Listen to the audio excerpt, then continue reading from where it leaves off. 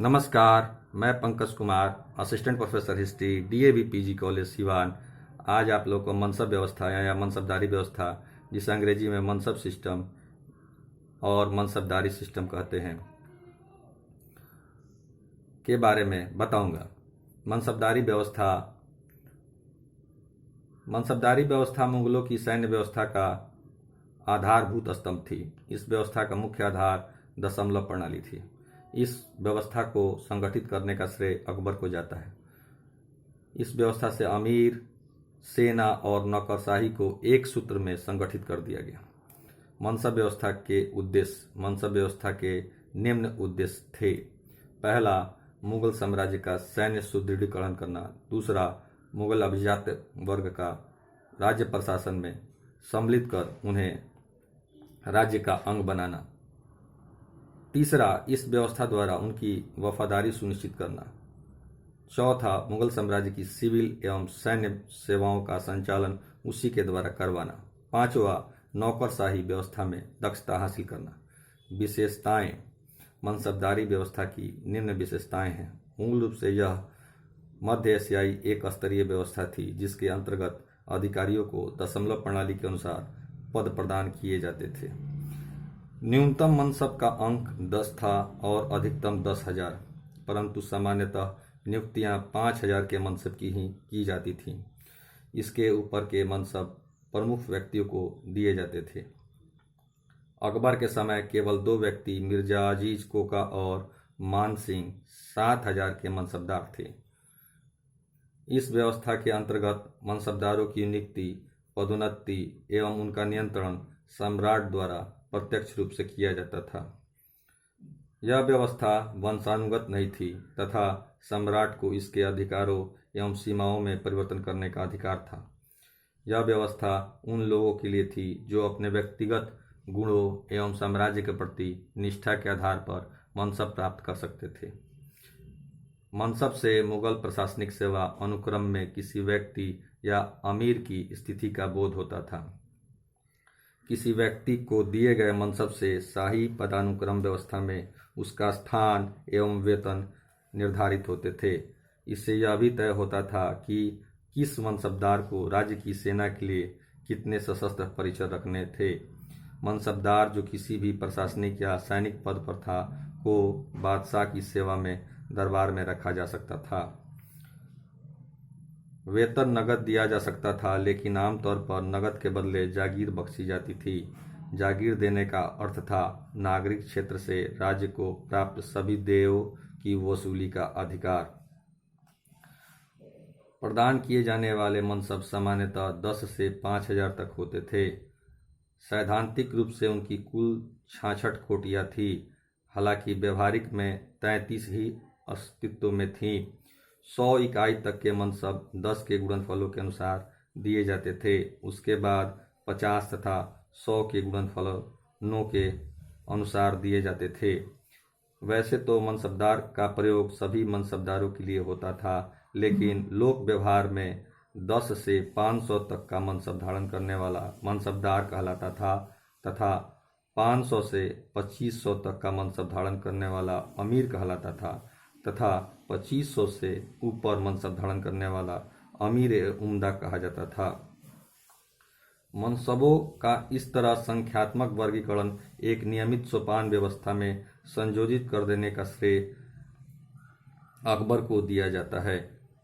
उसने इस व्यवस्था को 1567 में लागू किया था, लेकिन इस समय तक कोई मनसबदार कितना घुड़सवार रखता था, इसकी संभवतः कोई नियमित व्यवस्था नहीं थी। कागज में दिखाए गए घोड़ों की संख्या और उसकी वास्तविक संख्या में अंतर आने लगा। इसलिए 1573-74 में अकबर द्वारा दाग एवं चेहरा प्रणाली को अपनाया गया। इस व्यवस्था के तहत सिपाही का चेहरा, घोड़ों की संख्या, उनकी किस्म आदि संपूर्ण विवरण लिया जाने लगा। जो इस कसौटी पर खरे नहीं उतरते थे, उन्हें दंडित भी किया जाने लगा।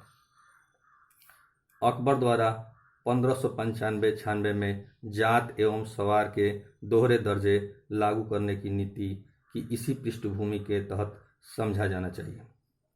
जात किसी सवार के व्यक्तिगत वेतन एवं दर्जे का सूचक था और सवार किसी द्वारा किसी व्यक्ति के सैनिक दायित्व का निर्धारण होता था। किसी भी व्यक्ति के पद की स्थिति इसके सवारों की संख्या नहीं बल्कि जात की संख्या पर निर्भर करती थी।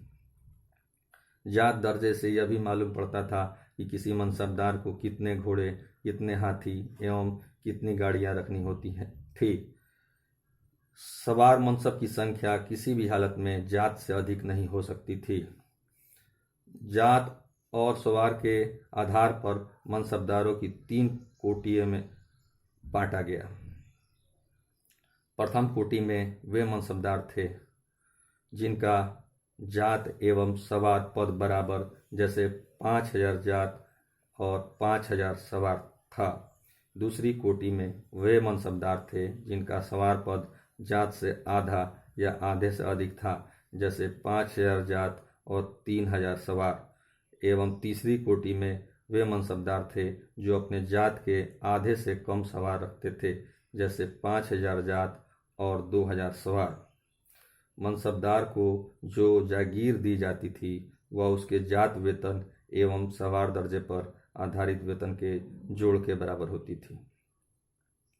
ये मनसबदार साम्राज्य के सभी महत्वपूर्ण सैनिक एवं असैनिक पदों पर नियुक्त होते थे। मनसबदारी व्यवस्था एक प्रकार की व्यक्तिक नौकरशाही थी जो पूर्ण रूपेण बादशाह पर आधारित थी। मनसबदारी व्यवस्था में परिवर्तन। मुगल काल में मनसबदारी व्यवस्था में समय समय पर परिवर्तन भी लाया गया। जहांगीर द्वारा मनसब व्यवस्था में दुअस्पा सिंहस्पा व्यवस्था लाई गई। इसके अंतर्गत बिना जात पद बढ़ाए सवारों की संख्या में वृद्धि की जा सकती थी। इस व्यवस्था से फायदा यह हुआ कि राजकोष पर अतिरिक्त भार नहीं पड़ा और सैन्य शक्ति का सुदृढ़ीकरण किया जा सका। शाहजहां के द्वारा एक परिवर्तन यह लाया गया कि सवारों की निर्धारित संख्या में कमी कर दी गई और यह कमी हासिल दामी के आधार पर की गई। इसके अंतर्गत किसी मनसबदार को यदि पूरे साल की अवधि का वेतन नहीं मिल पाता था तो उससे उसी अनुपात में सैनिकों की संख्या में कमी करने की अनुमति थी। यहाँ महत्वपूर्ण बात यह है कि यह व्यवस्था राजस्व वसूली को ध्यान में रखकर उठाया गया बुद्धिमत्तापूर्ण कदम था। इससे मनसबदारों के पदों की गरिमा को ठेस नहीं पहुंचाया गया। औरंगजेब के शासनकाल में मनसबदारों की किसी महत्वपूर्ण पद पर नियुक्ति या किसी महत्वपूर्ण अभियान या कार्य पर जाते समय उनके सवार पद में अतिरिक्त वृद्धि का एक माध्यम निकाला गया जो मशरूत कंडीशनल कहलाता था। अपने उत्तरदायित्व को भली भांति निभाने के लिए मनसबदार को अतिरिक्त मात्रा में, जैसा कि आदेश किया गया हो, अपने सवारों में वृद्धि करने का अधिकार था। तबादले या काम पूरा होने की दशा में मशरूत का पद वापस ले लिया जाता था, अर्थात अब उसके सवारों की संख्या उसके मनसब में उल्लिखित संख्या के बराबर ही रह जाती थी। मशरूत पद के अंतर्गत भर्ती किए जाने वाले घुड़सवारों का वेतन सामान्य सवारों के ही समान था। धन्यवाद।